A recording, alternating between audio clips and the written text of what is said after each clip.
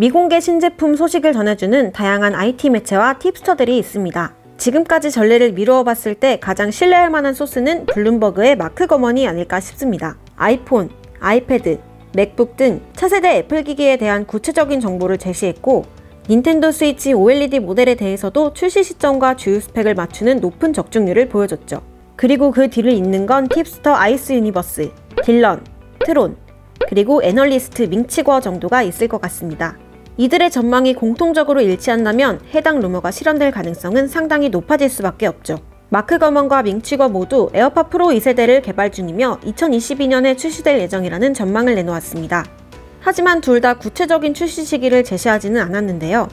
트론의 주장이 최근 수정되었습니다. 애플 공급망에서 직접 나온 소스를 통해 에어팟 3세대가 2022년 3분기 출시될 것이라고 조정을 한 것이죠. 흔히 3분기라고 하면 7월 1일부터 9월 30일까지 해당되는데, 아무래도 제품 간의 시너지 효과를 얻기 위해서는 7, 8월보다는 아이폰 14이 발표되는 9월이 될 가능성이 높습니다. 가격은 전작과 동일한 $249가 될 것으로 예상됩니다. 첫 번째, 노이즈 캔슬링. 에어팟 프로 2세대를 기다려야 하는 가장 큰 이유는 역시 액티브 노이즈 캔슬링이 제공되기 때문입니다. 에어팟 3세대는 디자인, 사운드, 배터리, 방수, 맥세이프 무선 충전 등 많은 변화가 있었지만 오롯이 사운드에 몰입하게 해주는 주변 소음 제거 기능이 빠졌습니다. 결국 액티브 노이즈 캔슬링은 오직 에어팟 프로 시리즈에만 탑재된다는 것을 다시 한 번 더 확인시켜준 것입니다. 두 번째, 디자인. 기존 에어팟 프로의 짧은 줄기를 제거함으로써 더욱 작게 만드는 것을 목표로 하고 있다고 합니다. 심지어 사용자의 귀를 더 많이 채우는 둥근 모양을 테스트하고 있다는 꽤 구체적인 루머가 나오고 있죠. 하지만 에어팟 프로의 설계를 크기가 줄어든 셰시에 장착한다는 건 배터리 사용 시간을 감소시키는 트레이드 오프가 발생할 수 있는 만큼 상당히 구현하기 힘들 것으로 보입니다.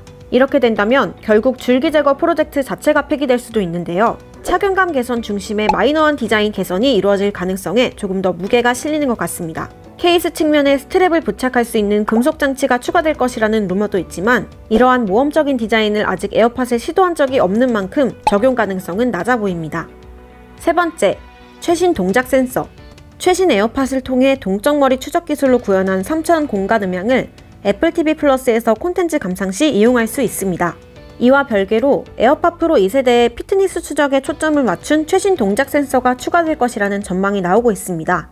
체온 측정, 청력 향상 등 건강 모니터링 기능을 추가하는 방안을 연구 중이라고 하는데요. 에어팟을 애플워치와 유사한 헬스케어 웨어러블 디바이스로 전환할 계획인 것으로 추정됩니다. 애플이 추구하는 방향성과 일맥상통하는 부분인 만큼 꽤 신빙성 있는 루머라고 봅니다. 네 번째, 배터리.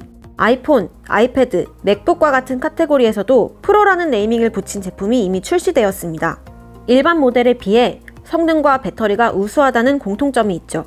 에어팟 프로는 1회 충전 시 최대 5시간 재생이 가능합니다. 하지만 최대 6시간 동안 사용 가능한 에어팟 3세대가 출시되면서 오히려 에어팟 프로의 배터리 수명이 상대적으로 짧아지게 되었습니다. 애플의 금나누기 전략을 미루어 볼 때 에어팟 프로 2세대 역시 최소 1시간 이상의 배터리 사용 시간이 늘어날 것으로 예상됩니다. 라인업 중 유일하게 ANC를 지원하는 에어팟 프로인 만큼 현실화가 된다면 넘어가야 할 이유는 충분해 보입니다. 다섯 번째, 편의 기능. IPX4 등급의 생활방수, 맥세이프 충전 케이스, 피부 감지 센서 등 에어팟 3세대에 적용된 신규 편의 기능을 에어팟 프로 2세대에도 계승 발전시켜 탑재될 것으로 예상됩니다. 또한 내년 iOS 16 업데이트와 함께 파인드 마이를 충전 케이스와 이어버드 모두 개별적으로 사용할 수 있게 할 것이라는 루머도 있습니다. 이렇게 되면 케이스에도 스피커 홀이 들어가게 된다는 것을 의미하는데요. 이어버드에 비해 케이스는 분실 가능성이 낮은 편이지만 하나의 디바이스로 볼 수 있기 때문에 애플이 마음만 먹는다면 내부 설계 변경으로 구현할 수 있을 거라고 봅니다. 여섯 번째, 신형 칩셋. BPD님께서는 무엇보다 2019년 에어팟 2세대부터 마치 사골 우려먹듯이 계속 사용되었던 H1 칩이 아니라 신형 칩으로 업그레이드 될 필요가 있다고 생각하고 계셨습니다. 이와 더불어 무손실 코덱 지원과 향상된 액티브 노이즈 캔슬링을 제공한다면 기변을 해야 할 수밖에 없는 확실한 효용 가치를 제공할 것이라고 하셨고요. 가볍게 착용할 수 있는 오픈한 구조를 선호한다면 에어팟 3세대가 좋겠지만 그렇지 않다면 에어팟 프로 2세대로 존버해보시는 것을 추천합니다.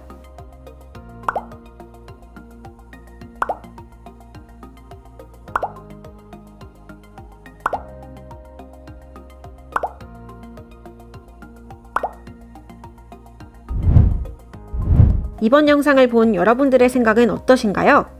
잘 보셨다면, 도움이 되셨다면 좋아요, 구독, 알림 설정 부탁드립니다.